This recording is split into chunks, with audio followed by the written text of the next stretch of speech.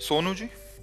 श्री हरिवंश महाराज। श्री हरिवंश महाराज जी। महाराज जी, जिस प्रकार भगवान शिव के प्रिय भक्तों में नंदी जी हैं तथा श्री राम जी के प्रिय भक्तों में हनुमान जी हैं, ठीक उसी प्रकार आपका परम प्रिय भक्त बनने या उस श्रेणी तक आने के लिए एक शिष्य को हमारा कोई भक्त के हम खुद तो भगवान के चरण दास हैं, तो दासों के दास थोड़े होते हैं।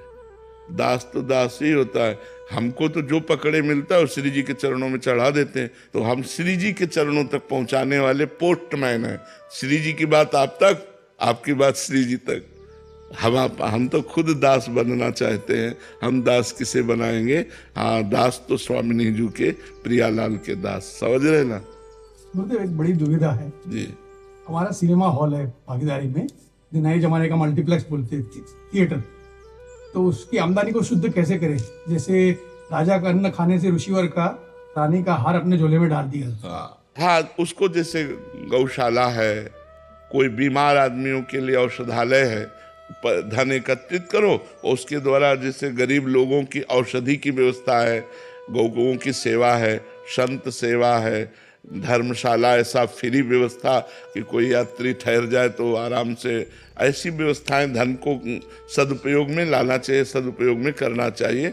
उससे सो धन धन्य प्रथम गति जाकी, वो धन धन्य हो जाता है जो संत सेवा, भगवंत सेवा, गौ सेवा, समाज सेवा में लगता है निष्काम भाव से, वो धन पवित्र हो जाता है। तो कुछ पैसा ऐसा निकाल करके रखते जाना चाहिए जो आपकी आयस के अनुसार, फिर उसके बाद जहाँ अपने को भगवत प्रेरणा हो वहाँ उसको सेवा में लगा देना चाहिए। और कोई यश नहीं लेना चाहिए, मतलब किसी भी तरह का धन्यवाद नहीं लेना चाहिए, गुप्त रूप से कर देना चाहिए। पर जी अंदर एक बहुत कामना सी रहती है कि वो बोलें, कोई तो बोलें कि हमने किया है ये, या हमारा नाम तो उससे आपका पुण्य नष्ट हो जाएगा। अगर आपका पुण्य पूरा बचाना है तो मतलब ऐसी जगह दिया जाए जहाँ आप पानी भी न पिए और आपको कोई धन्यवाद भी न बोले। वो परिस्थिति जब हाँ, नाम जप से आ जाएगी दैन्यता और गुप्त। जब ये बात आती है ना कि मेरी थोड़ी वस्तु है, तो दियम वस्तु गोविंदम तुभ्यमेव समर्पय, आपकी दी हुई चीज आपको समर्पित कर रहे, मेरा नाम व्यर्थ में क्यों ले रहे हो? ये तो प्रभु ने आपके लिए ही हमारे पास भेजा था, तो हम तो आपकी धरोहर आपको दे रहे हैं। ऐसा भाव रखने से वो अहंकार नहीं आता है। तो दियम वस्तु गोविंदम तुभ्यमेव समर्पय। आदित्य कंसल जी। राधे राधे गुरुदेव। राधे राधे महाराज जी। महाराज जी, जब भी मैं तर्क वितर्क करता हूं तो मुझे सही में गलत और गलत में सही दिखाई देने लगता है। सही और गलत का अंतर सूक्ष्म हो जाता है। अब कहीं न कहीं बच्चा श्रद्धा तो रखनी पड़ेगी। अगर श्रद्धा नहीं रखोगे तो फिर फाइनल कैसे कर पाओगे? आपकी बुद्धि तर्क वितर्क में लगे तो अपने गुरुजनों पर, संतों पर हम श्रद्धा रखें और अपना तर्क वहाँ रखें, और वो जो बोल दें तो उसको माने हम। बिना श्रद्धा के तो ज्ञान भी प्राप्त नहीं होता। श्रद्धावान लभते ज्ञानम तत्परासहितेन्द्रिया ज्ञानम लब्ध्वा परम शांति मचिरणाधिगच्छति। तो श्रद्धा हमारे परमार्थ की भूमिका है, नींव है। अगर श्रद्धा नहीं रखोगे, केवल तर्क वितर्क, तो फिर तो बात बिगड़ी जाएगी बच्चा। श्रद्धा, प्रथम हृदय श्रद्धा जो करे। हम संतों के वाक्यों पर श्रद्धा करते। मान लो मेरा मन स्वीकार नहीं कर रहा किसी बात को, लेकिन कोई संत कह रहा तो मुझे बात मान लेने की, नहीं संत वाक्य मुझे इस पर, ये मेरी श्रद्धा का विषय है, ये तर्क का विषय नहीं। संत वाक्य तर्क का विषय नहीं, गुरु उपदेश, गुरु वाक्य तर्क का विषय नहीं, ये श्रद्धा का विषय है।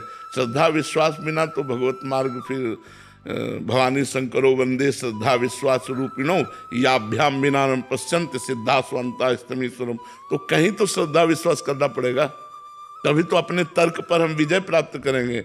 नहीं तो वो तर्क हमें परेशान कर देगा, वो निगेटिव भी ले जाएगा, इतना निगेटिव ले जाएगा कि आप परेशान हो जाओगे। तो इसलिए तर्क को रोकने के लिए या तर्क का समाधान प्राप्त करने के लिए हमें शास्त्र, सद्गुरुदेव, संत वाक्यों पर विश्वास, श्रद्धा करनी पड़ेगी। समझ रहे हो कि नहीं? तभी आप निपट पाओगे, नहीं तो बार बार तर्क क्यों, फिर क्यों आए। हाँ, उलझन वो फिर परेशान कर देगा। एक जगह यह है कि ये जो बोल दे वो हम मान लेंगे, हम उस पर अपने तर्क को नहीं रखेंगे। तो वो गुरु वाक्य, संत वाक्य, इन पर हमको श्रद्धा करनी होगी। पर जी कुछ भक्त जन, वैष्णव जन होते हैं, वो क्या होता है, जो ज्ञान हुआ शास्त्रों से, गुरुजनों से, बट कुछ जने ऐसे हैं जो भगवान को नहीं मानते, उनसे तर्क वितर्क करने लग जाते हैं। फिर उसी नहीं, ऐसे लोगों से संभाषण करने के लिए निषेध किया गया है। जो नास्तिक हैं भक्त भगवान की निंदा करते हैं, भगवत विमुख जन हैं, ऐसे लोगों की संगति और संभाषण के लिए हमारा शास्त्र निषेध करता है। एक संसार दुष्ट की संगति ताहू में तुम पुष्ट कराओ, वैसे ही दुष्टता का प्रभाव बढ़ रहा है। तुम ऐसे दुष्टों के संग से अपनी दुष्टता पुष्ट करोगे तो कैसे भगवत मार्ग में चलेगा। तो इसलिए चाहे वो कोई भी हो, किसी भी भेष में हो, आगे के दाजे गए भज पानी में आग लगे तो क्या कीजिए। आग का जला हुआ पानी में गया और पानी में आग लगेगी तो फिर क्या होगा। तो हमको जहाँ ये समझ में आवे कि यहाँ भक्त निंदा हो रही, यहाँ संत निंदा हो रही, यहाँ भगवत विमुख बातें हो रही हैं, हमको उनका संग छोड़ देना चाहिए, संभाषण नहीं करना चाहिए। नहीं तो हमारा परमार्थ फिर लुप्त हो जाएगा, वो गुप्त हो जाएगा, फिर प्रकाशित नहीं होगा। ऐसे लोगों की संगति जाके प्रिय न राम वैदेही तजिए ताहि कोटि बैरी सम यद्यपि परम स्नेही। कोई भी हो, अगर वो भगवत विमुख है, दुष्ट है, नास्तिक है, तो हमें संभाषण भी नहीं करना है। ऐसे लोगों से सुन के चल दिया जाता है, जैसे वो तर्क या वैसे तो चुप चुप सुन के चल दिया जाता है। महाराज जी, कुछ साथी हैं मेरे जो मूर्ति पूजा के खिलाफ हैं, मतलब मित्र में, परिवार में। भगवान सर्वत्र हैं, माननीय है ना, भगवान सब जगह है, तो फिर मूर्ति में क्यों नहीं। अच्छा, तुम मूर्त हो कि अमूर्त हो? तुम्हारा रूप मूर्त है या अमूर्त है? मूर्त है। तो मूर्त में फंसे हो, मूर्ति की पूजा करो तो निकल जाओगे। अमूर्त थोड़ी हो तुम। कोई गुरु बनाता तो गुरु मूर्तमान है या अमूर्त है? मूर्तिमान ही तो है। तो गुरु को माला पहनाई तो मूर्ति की पूजा की कि नहीं की? थोड़ा मन विचलित हो जाता है ऐसा। ऐसे लोगों से हमें मतलब क्या रखना है। भगवान मूर्तिमान है, श्री विग्रह में बच्चा, ये हम अपना अनुभव कहते हैं। जैसे हम तुमसे बात कर रहे हैं, अब वो कभी कभी आवेश में आके बोलना पड़, ऐसे हम भगवान से बात किए। हमारे जो ठाकुर जी हैं, जो मूर्त रूप में ऐसे बात किए, सेकंड में उत्तर, सेकंड में उत्तर, सेकंड मतलब पूरा होते होते उत्तर पूरा। ऐसे बात मतलब ये थोड़ी कि केवल मूर्ति अकेले हैं, ऐसे नहीं, ऐसा नहीं समझना चाहिए कि ठाकुर जी केवल मूर्ति है, ऐसे नहीं। हमारे राधा पीजू महाराज हैं हमारे पर्सनल ठाकुर, अपने अपने पर्सनल ठाकुर होते ना। कभी कभी उनसे हम ऐसे जैसे मित्र से बात करते हैं, ऐसे बात करते हैं। वैसे उत्तर मूर्त नहीं है, वो साक्षात है, साक्षात बात करते हैं।